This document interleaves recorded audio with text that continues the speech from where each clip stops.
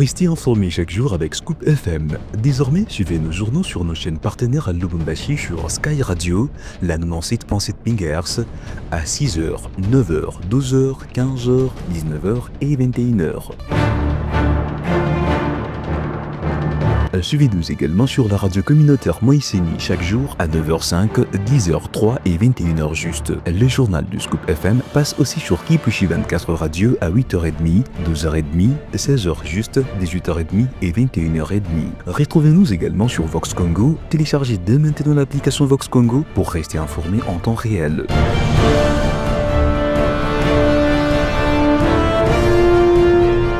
Scoop FM, suivez-nous sur notre page Facebook et sur notre chaîne YouTube pour tout savoir sur l'actualité locale, provinciale, nationale et internationale. Scoop FM, la neutralité réelle. La neutralité réelle.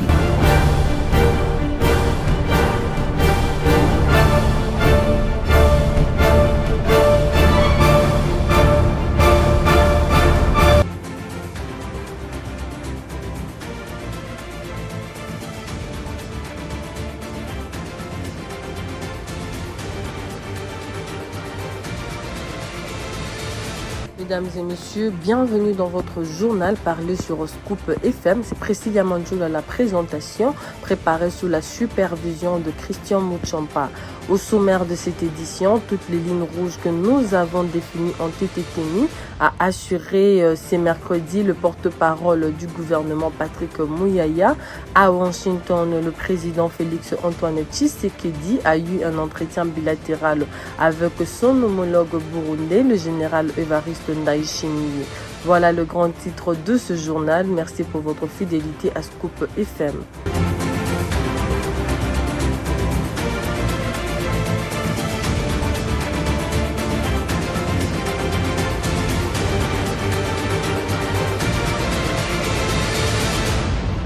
Toutes les lignes rouges que nous avons définies ont été tenues, a assuré ce mercredi le porte-parole du gouvernement Patrick Muyaya à propos du processus ayant conduit à l'accord de paix entre la RDC et le Rwanda. Cette déclaration intervient alors que Kinshasa s'apprête à signer à Washington un compromis présenté comme déterminant pour mettre fin aux hostilités à l'est du pays. Le gouvernement insiste sur le respect des exigences congolaises dans les discussions avec Kigali.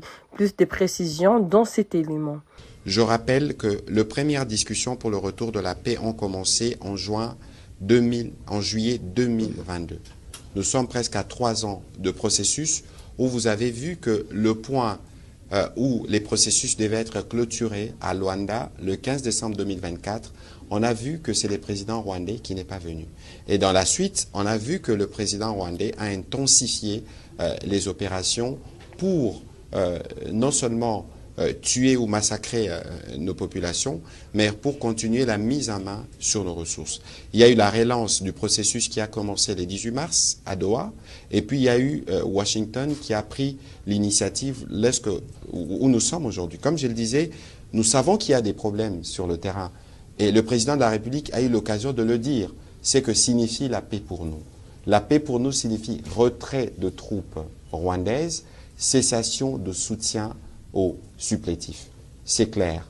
Et nous pensons que du côté de l'Amérique, la position de la RDC est connue. N'oublions pas que nous avons le mécanisme conjoint sur lequel nous travaillons. N'oublions pas qu'il y a un comité conjoint de supervision où les services, y compris américains, suivent la situation sur le terrain. La rencontre entre les chefs d'État devrait avoir lieu déjà depuis plusieurs jours. Elle a été postposée, mais je crois que cette fois-ci, nous venons parce que le président Trump aura l'occasion d'écouter le président Tshisekedi, qui lui fera le point, évidemment, de tout ce qui se passe sur le terrain, et nous espérons qu'au sortir justement de ces discussions à la Maison-Blanche et de tout ce qui va se faire, que la paix pourra devenir effective avec un engagement plus fort du gouvernement américain pour s'assurer que le Rwanda, de son côté, fasse ce qui est sa part pour que la paix puisse être restaurée. Une autre information, la paix pour nous signifie le retrait de troupes rwandaises et la cessation de soutien aux supplétifs, a déclaré le porte-parole du gouvernement Patrick Muyaya. Ce mercredi, le gouvernement congolais réaffirme ses exigences essentielles pour un retour durable à la stabilité dans l'est du pays. Plus de précisions dans cet élément. Nous sommes dans un processus de transparence et comme nous nous sommes engagés depuis le premier jour, tout ce qui sera signé sera rendu public parce que nous avons déjà cet accord parce que certains pensaient que le président venait signer un autre accord. Le président ne vient pas signer un autre accord. Il vient ratifier ce qui a été fait par le ministre des Affaires étrangères. Je pense aussi que le président de la République avait eu l'occasion de faire une réunion interinstitutionnelle où il a informé toutes les institutions. Nous avons le privilège d'avoir quelques élus dans la salle au moment où nous parlons. Je pense que de manière transparente, les élus pourront être informés d'abord. Ils le sont parce que l'honorable Boji Sangara est ici à Washington. Il assistera sûrement demain à la cérémonie des signatures. C'est déjà la représentation de l'Assemblée. Après, il y a la procédure parlementaire qui se mettra en branle en termes de ratification. Mais ici, il faut noter que dans tout ce que nous faisons, nous les faisons pour un objectif précis, le retour de la paix. Dans tous ces processus, des lignes rouges ont été établies.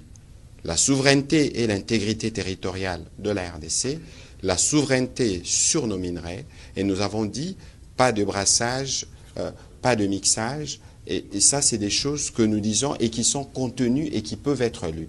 Allons-y à Washington où le président Félix-Antoine Tshisekedi a eu un entretien bilatéral avec son homologue burundais, le général Évariste Ndayishimiye, ce mercredi. Cette rencontre intervient à la veille de la signature annoncée de l'accord de paix entre la RDC et le Rwanda. Les deux chefs d'État ont échangé sur la situation sécuritaire dans la région, les tensions persistantes à l'est de la RDC et le renforcement de la coopération entre Kinshasa et Gitega, alors que la région retient son souffle dans l'attente de cet accord présenté comme historique.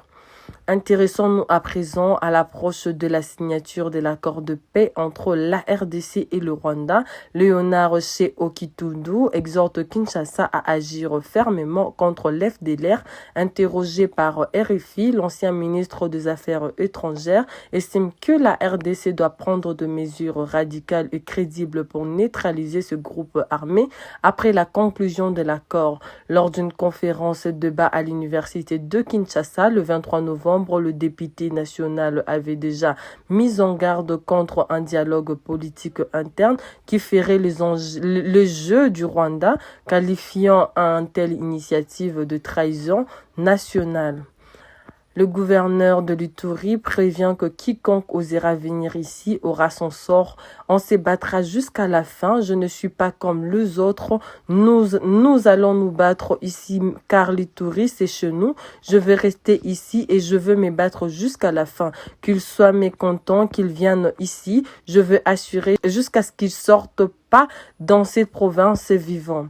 Oula tapima takuya tutapigana tiku mwisho basi wazee sema mimi nikosa tutapigana hapa juku ni kwetu, Ituri ni kwetu, mtabakia hapa, nitapiga tiku mwisho na watu wote wajue basikie vile mimi nasema. Kama wanawazia sasa ni masehemu nyingine bafanye ule atakuya hapa Ituri, je vais me rassurer. Je vais me rassurer qu'ils ne sortent pas de cette province vivante. Tunasikilizana? Kwa ingia hapa. Mais lakini hautatoka mzima. Et je suis sûr que les enfants de l'Ituri vont m'accompagner dans cette mission. Si we ata bapande bashuke we ingia hapa. Mais hautatoka mzima. Na Baituri wote batanya accompagner. Juu ya nini? Juu tunaonesha mapendo. Miaka 4 utaenda kote kule mtapini. Sikubebe kitu kia mtu. Na nidanganya mimi kumwamini. Ndio ile tunawafukuza muamini, mnasikia mtu anasema tulikuwa na gouverneur commune. Anabeba or. Nyie ni na Mungu wangu tu. usiku namjua, siku zote mimi naomba paka Mungu wangu, sitatoka hapa, waambie. Isipokuwa kama president anasema sasa kazi yako inaisha pale, wewe meula na wazee atakuja hapa kuleta desordre, nami na population iturienne tutaishana nayo. Le gouverneur Christian Kitungwa s'indigne au effort de la gestion de fonds alloués à la réhabilitation du boulevard Lumumba, dont le travaux avait été lancé à Kalemi par la première ministre Judith Suminwa Tuluka.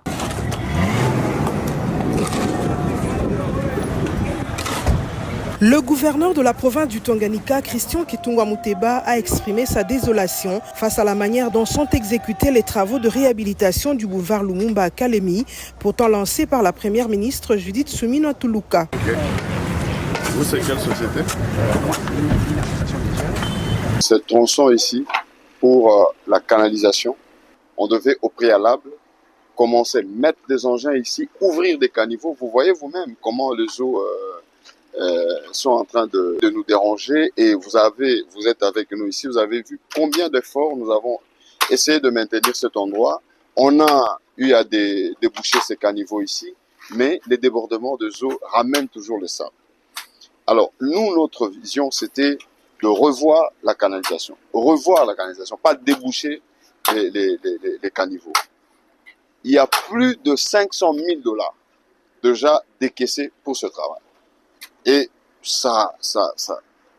je suis très estomaqué de voir que non, voilà, on va recruter des jeunes, et pour un 12 000 francs, un 17 000 francs, au lieu de respecter nos jeunes et donner un contrat décent pour faire un travail conséquent. Alors, moi, je ne suis pas d'accord avec eux de ce point de vue-là. Nous ne pourrons pas accepter. Le Tanganyika, ce n'est pas un paillasson où on va commencer à décaisser de l'argent, et l'argent décaissé fait un retour sur Kinshasa. Vous comprenez ce que ça veut dire? Donc on ne peut pas accepter l'argent décaissé et cet argent fait un retour sur Kinshasa. C'est la fin de ce journal, mais avant un rappel sur le grand titre de ce journal. Toutes les lignes rouges que nous avons définies ont été tenues, a assuré ce mercredi le porte-parole du gouvernement Patrick Muyaya. À Washington, le président Félix Antoine Tshisekedi a eu un entretien bilatéral avec son homologue burundais, le général Évariste Ndayishimiye, ce mercredi. Mesdames et messieurs, merci de nous avoir suivis. C'était Priscilla Manjolo pour la présentation de ce journal. Portez-vous bien et à très bientôt sur nos antennes.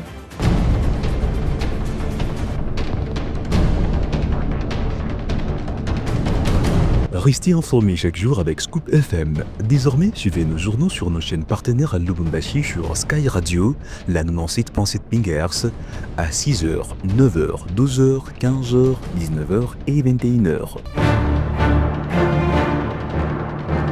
Suivez-nous également sur la radio communautaire Moïseni chaque jour à 9h05, 10h03 et 21h juste. Le journal du Scoop FM passe aussi sur Kipushi 24 Radio à 8h30, 12h30, 16h juste, 18h30 et 21h30. Retrouvez-nous également sur Vox Congo. Téléchargez dès maintenant l'application Vox Congo pour rester informé en temps réel.